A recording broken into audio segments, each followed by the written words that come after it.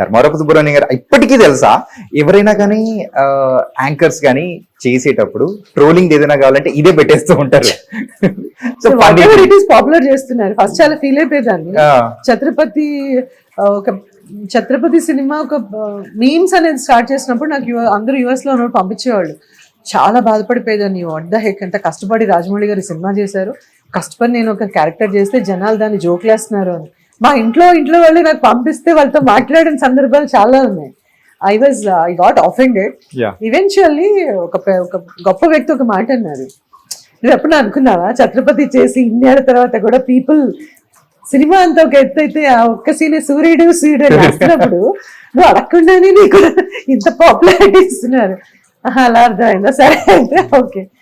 So it's very popular. I never expected that.